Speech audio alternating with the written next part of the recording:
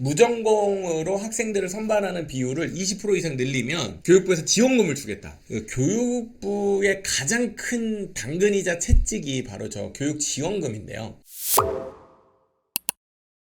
두 번째 기사 주제는 무전공 입학 확대 이슈인데요. 그래서 무전공 입학 이제 왜 이슈가 됐나? 이게 이슈였어? 이거 모르시는 분들도 계시고 갑자기 생뚱맞다 이런 느낌 가지시는 분들도 계실 것 같아서 제가 이 얘기를 좀 해보려고 가져왔습니다. 무전공 입학 확대 얘기가 있었는데 며칠 전 기사예요. 25일날 기사인데 교육부가 무전공 20에서 25%까지 선발해야 지원해준다라고 하는 방침을 철회했대. 우리는 저런 방침이 있었는지도 몰랐는데 교육부가 어느새 몰래 저런 지원 방침을 냈다가 철회했습니다. 그래가지고 이제 이슈가 됐는데요. 대학들이 엄청 반발했거든요. 무슨 얘기냐?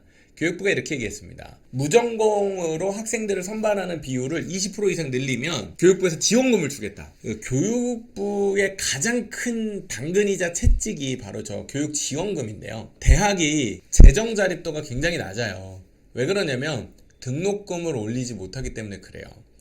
대학의 등록금이 비싸다고도 얘기를 많이 하시겠지만 사실은 대학 등록금은 인상률이 아주 철저히 제한되는 서비스 중에 하나입니다. 그렇게 이제 쉽게 말하면 이제 인건비도 오르고 막 모든 게 다 비싸지는데 대학의 수입이 될 수 있는 거는 등록금밖에 없다 보니까 그래서 결국에는 정부 지원금에 굉장히 의존하게 되는데 정부가 이걸 알고 있어요. 그래가지고 이걸로 이제 당근처럼 혹은 채찍처럼 쓰는데 뭘 했냐? 수도권 사립 때는 정원의 20% 이상, 거점 국립 때는 정원의 25% 이상을 무전공으로 선발해야만 정부가 지원금을 준다.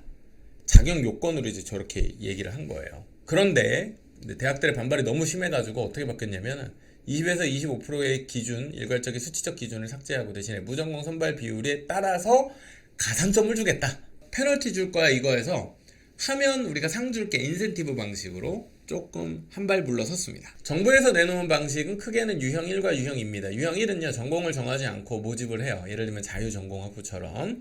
다음에 대학 내의 모든 전공을 자율적으로 선택하게 합니다. 다만 보건의료 제외, 의대는 못 가요. 간호대도 못 가요. 그래서 자유전공으로 들어와서 모든 전공으로 가게끔 혹은 무전공으로 통합 모집을 한다. 이런 개념이었습니다. 자, 유형 2는 이런 형태입니다.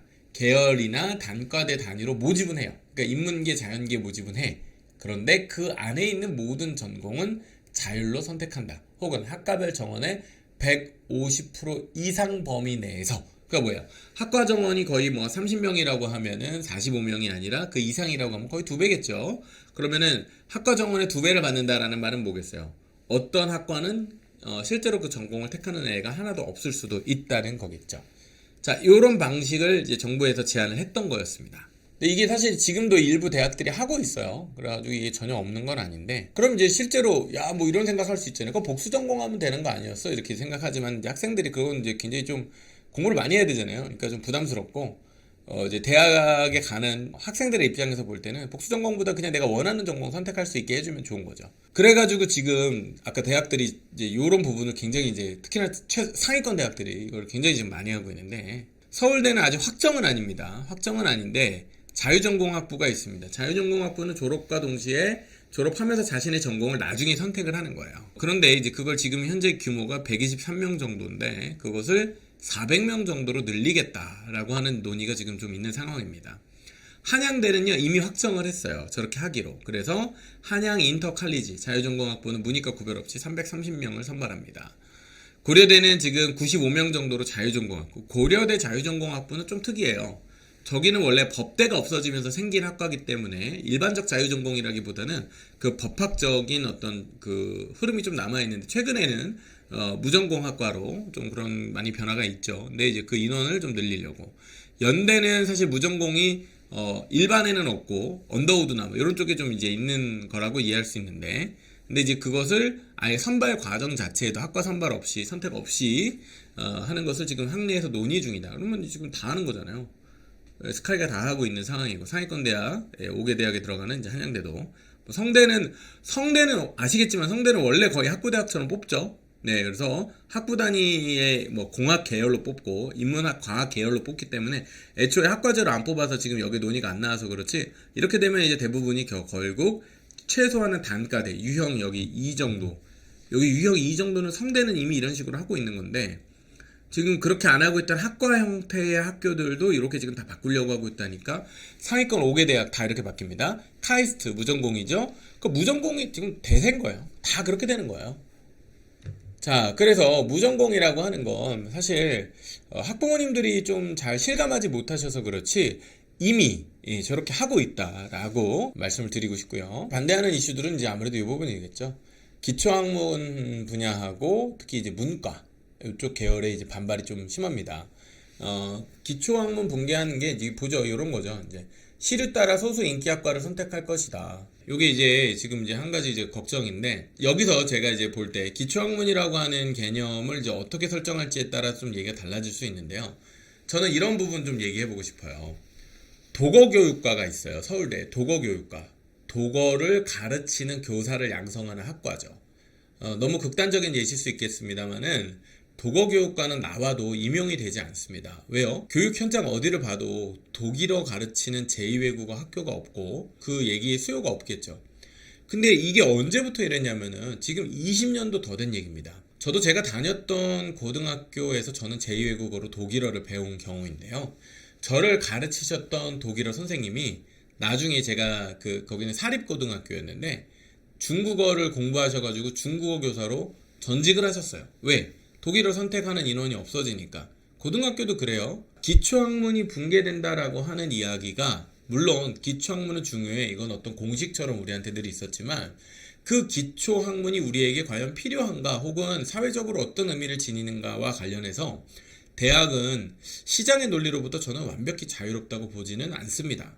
여기 연구기관이 아닌 이상. 왜 그래요?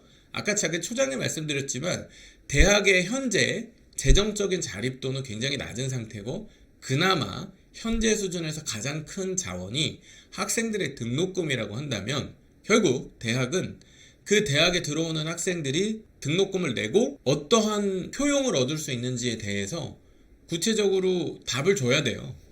그래야 그 대학에 갈 거 아니에요. 여기서 이제 학문은 상하탑이고 기초학문을 세워야 된다라는 얘기를 20년 넘게 계속 꾸준히 얘기하고 있는데, 도거 교육과 아니면 노어 교육, 러시아어 교육과 뽑는 티오가 없어요. 그러니까 문학을 지금 얘기한 게 아니고 사범대 같은 경우.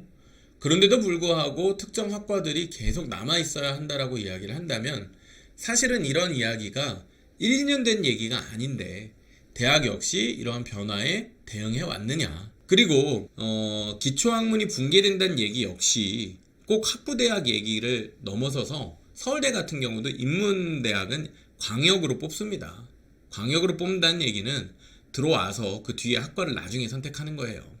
따라서 이제 와서 하는 얘기가 아니라 이미 그렇게 하고 있었고, 그 선택에서 이미 밀려나고 있는 학과들이 있는 거죠. 제가 뭐 기초학문을 이렇게 무시해서가 아니라, 기초학문을 돋고 세워야 되는 과정에서 학생들을 받아들여서 교육해야 된다라는, 혹은 교육 연구자를 키워내야 되는 것은 결국 그 교육을 받고 싶어하는 수요자들이 많아져야 되는 일이잖아요. 그런데 결국 그런 학생들의 선택권은 결국 그쪽을 향하고 있지 않은데, 이게 과연 시류에 따라 최근 몇 년간 생기고 있는 일인가, 혹은 무전공 학과를 도입해서 저 이슈가 더 심화될 건가? 제가 볼 때는 심화될 대로 심화되어 있다고 이미 생각을 하고, 대학이 특정 학과, 의대 학과에 밀리고 있는 상황인데, 이런 부분은 좀 이제 전향적으로 한번 저희가 생각할 필요가 있지 않나, 그런 주제가 아닐까라고 생각이 됩니다. 그리고 이제 그래서 무전공 입학을 확대를 해야 되는데, 그러니까 뭐냐면 학생들은 그걸 좋아해요. 그런데 그것도 쉽지 않은 면이 있습니다. 자, 이런 면에서 저는 이제 기초학문 붕괴라고 하는 논점은 근거가 좀 미약하지 않나? 라는 생각을 좀 저는 한편 가지고 있는데, 더불어서 요런 이슈는 사실은 조금 어려운 것 같아요. 이게 뭐냐면, 충청권에 있는 대학들이 평균적으로 그 학교에 입학하는 학생들 중에서 중도 이탈, 중도 탈락하고, 즉 이제 학교를 그만두고 다시 시험 보러 가거나 어쨌든 그 학교를 그만두는 학생들이 평균 정도 한 5% 정도 된다고 합니다. 그러니까 100명 들어오면 5명이 나가는 거예요. 그런데 이 자유전공이나 자율전공학과라는 이름을 달고 있는 경우에는 한 10% 정도로 굉장히 많이 나간다고 합니다. 그래서 대학들이 이제 사실은 무전공학과가 굉장히 이제 빛 좋은 개살구다, 결국 이렇게 학생들 선발해봤자 걔들 다 나간다 얘기를 하는 근거로 제시를 하고 있는데, 저는 요거는 굉장히 좀 일리가 있다고 봅니다. 왜냐하면 그 학생들이 실제로 이 학교에 갈 때 무전공학과를 선호하는 이유가 내가 전공에 대한 어떤 부담이 좀 적거나 뭐 이런 어떤 편리함 때문에 선택하긴 하거든요. 그런데 이 말은 맞기도 하고 틀리기도 합니다. 그 친구들이 들어가면서 또 한편 무전공학과, 자유전공학과를 생각하는 이유 중에 하나는 내가 아직 전공에 대한 준비가 뚜렷하지 않은데 무슨 전공을 선택해야 될지 모르겠으니 학교에 가서 일단 내가 좀 진단하고 내가 좀 열심히 하면 학점을 잘 받으면 좋은 과 갈 수 있지 않을까요? 그래서 가기도 하거든요. 근데 만약에 그 애들을 못 붙잡는 거는 사실은 무전공학과나 자유전공 학부이기 때문이 아니라 그 아이들이 학교에 좀 정을 붙이고 학교의 교육 시스템 안에서 난 이 학교 계속 다녀야겠다. 예를 들면 대표적인 게 충남권이 뭐 충남대겠죠. 충남대 충북대 갔을 때 자유전공학부대에 다녔는데 야, 나 충남대 너무 좋아. 다닐만해. 이런 메리트를 결국 대학이 주지 못하기 때문이지 않을까. 혹은 이제 그것도 대학이 혼자 힘으로 하기 힘들다면은 대학이 서열화되어 있는 어떤 이런 분위기를 근본적으로 이제 개선하기가 어려워서라면 사실 이거는 자유전공 확보인지 아닌지 자체는 사실 그렇게 큰 타격이 제가 볼 때는 없을 것 같거든요. 자, 그럼에도 불구하고 어쨌든 이런 어려움들은 분명히 존재한다. 대학의 입장인 거죠. 그래서 대학의 입장이라는 것이 존재하고 또 학생 학부모의 입장에서 이 문제를 좀 바라볼 필요가 있을 것 같습니다. 자, 그러면 이제 한 발 물러섰다고는 했는데 근데 재밌게도 얼마 전에 뉴스 인터뷰를 하셨더라고요. 근데 일단은 이제 핵심은 뭐냐면은 정부가 일괄적인 강제 방침을 세웠던 것은 좀 철회한 것은 맞으나 무전공학과를 계속 확대해 가겠다라는 기조는 흔들림이 없다. 이렇게 얘기를 하시면서 인터뷰에 나오셔서 그런 얘기. MIT, 스탠퍼드 그 탁월한 학교들도 다 100% 무전공 입학한다. 요거를 이제 근거로 내세우셨는데 저는 저 얘기가 우리나라 대학에도 먹히려면요. 대학이 교육 경쟁력을 강화해야 된다고 봅니다. 그러려면은 대학이 좋은 교육을, 질 좋은 교육을 해야 되잖아요. 그러려면 사실은 돈이 많이 필요해요. 그러면 사실은 한국대학도 대학 등록금 대학에 자율적으로 맡겨야 됩니다. 하버드 학비 엄청 비싸잖아요. 서울대는 학비 엄청 싸요. 그에 비하면. 근데 왜 서울대한테 똑같이 하버드와 같은 교육 수준을 요구합니까? 그럴 수 없어요. 교수님들한테 연급이 대주고 학교 학생들에게 교육자원 대주려면은요 인풋이 있어야죠. 정부가 그 돈 대든지 아니면 적어도 시장의 방식에 맡겨서 학비를 비싸게 만들어야 그렇지 않으면 교육 경쟁력이 강화되겠습니까? 그마저도 교육 경쟁력이 강화되지 않는데 무전공 학부를 도입한들 그걸 MIT 스탠퍼드하고 우리나라 일반 대학의 실정을 직접 비교하는 거는 저는 좀 이제 좀 한계가 있다라고 당연히 생각을 하고요. 하지만 이런 교육의 어떤 문제의식에는 저는 동의를 합니다. 왜냐면 우리 아이들이 전공을 잘 몰라요. 그리고 전공에 내가 들어갔을 때 그 들어간 전공으로 예를 들면 내가 전기공학부를 나왔어. 그러면 전기공학부 관련된 일을 해야 될까요? 예를 들면 내가 사회학과를 나왔어. 그럼 사회학과 일을 해야 될까요?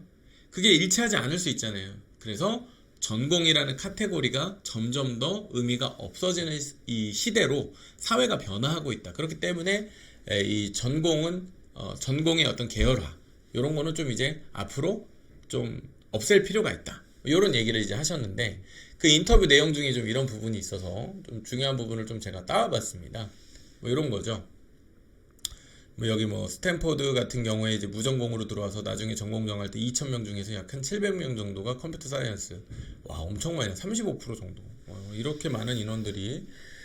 근데 이제 서울대는 한 50명밖에 안 된다. 그러니까 컴퓨터 사이언스를 전공한 애들을 많이 배출을 해야 되는데 사회적으로 그 수요가 확 몰리면 거기에 유연하게 대처하기 위해서는 이 무전공학과, 자유전공학과를 유지해야 된다라고 얘기를 하신 겁니다. 이거는 대학에 대한 사회의 인적 수요에 대해서 우리가 기민하게 대응한다라는 관점이겠죠. 그리고 학생들이 만약에 그 과를 극단적으로 가고 싶어 한다면 그걸 막으면 되겠냐. 결국 그 친구들 교육 수요자인데 라는 관점을 가지신 거고요. 대신에 이제 대학 교육의 문제는 대학 스스로 풀어내되 뭐 예를 들면은 기초학문에 대한 지원 등은 정부에서 보장을 한다든지요. 아니면 연구 분야의 경쟁력들을 확보하는 여러 가지가 이제 필요한 것인데 좀 이런 부분을 학생들을 볼모 삼아서 할 수는 없다 라고 얘기하신 부분은 저 개인적으로는 조금 공감하는 부분입니다. 결국 그 학과를요 가고 싶지도 않은데 가야 하니까 갈 수밖에 없다라고 해서 간 경우 특히나 이제 뭐 대학을 입학한 경우라 할지라도 요즘은 그런 친구들이 재수 반수해서 그만두는 경우가 부지기수입니다. 따라서 둘 사이의 이 자퇴율을 물론 비교할 수도 있겠지만 그것보다는 대학 교육 자체의 경쟁력을 끌어올리고 학과를 묶어놓는다고 해서 그게 학생들의 어떤 귀속력이나 소속감을 강화해 줄까요? 대학에서 해주는 게 아무것도 없는데. 저는 그거보다는 자유전공 하더라도 그 아이들이 그 대학에 좀 정 붙이고 취업이나 진로, 학교 생활에 도움받을 수 있는 뭐 멘토링을 강화하거나 작은 소규모 커뮤니티를 강화하기 위해서 교수님들이 그런 일들을 좀 도맡아서 아이들과 연대를 만들거나 뭐 이런 게 없으면은 학과를 가지고서 애들을 좀 이렇게 몰이하려고 하는 거는 굉장히 좀 편의주의적인 생각이 아닌가. 저는 개인적으로 좀 그런 생각을 갖습니다. 마지막으로는 이제 요 주제가 결국 우리 아이들한테 미치는 영향에 대해서 좀 생각을 해봐야 되는데요. 일단 자유전공학부는 지금 이제 정책적으로 20% 25%를 맞추냐 안 맞추냐 상관없이 굉장히 확대되는 변화의 방향에 있습니다. 그건 정부가 꼭 드라이브를 걸지 않더라도 대학 스스로 그렇게 바뀌려고 하고 있고요. 그리고 모든 학생들은 좋은 대학에 가고 싶기도 하지만 자신이 원하는 학과에도 가고 싶어 합니다. 따라서 학생의 선발권, 즉 이제 점점 대학에 갈 인원은 줄어들고 대학이 학생들을 오히려 유치해야 되는 상황이 됐다면 학생들이 원하는 방식대로 대학 교육이 바뀌어갈 가능성이 저는 높다고 봐요. 그렇다라고 한다면 저는 자유전공 학부로의 어떤 변화 방향은 불가피한 선택이 아닐까라고 생각을 합니다. 그러면서 기초교육을 내실화 하거나 아니면 그 아이들의 어떤 대학 교육에 있어서 충성도, 로열티를 높일 수 있는 방법들 대학은 좀 고민을 해야 됩니다. 너무 과한 거 아니냐고요? 이 사교육이나 기업은 항상 이런 걸 해요. 대학만 안 했죠. 그런 의미에서 대학은 어쩌면 혁신이 직접적으로 이루어지기 어려웠고 기초학문 분야 혹은 연구라고 하는 또 여러 가지 그 중요한 목표 때문에 이 부분이 좀 덜 중하게 다뤄진 건 사실입니다만은 대학의 구성원은 학생이기도 합니다. 제 생각은 그렇기 때문에 이 전공의 선택권 혹은 그 전공을 함께 고민하고 어떤 전공으로 학생들이 가야 할지를 도와줄 수 있도록 대학의 역할이 많이 바뀌어야 된다고 생각을 하는데 저는 이제 과거 방식으로 돌아가서 학과 전공 체제를 유지하는 것이 현재 위기를 극복하는 해법은 아닐 거라고 생각하고 그리고 무엇보다 중요한 게 아이들이 그 방식에 따라오지 않을 거라고 생각해요.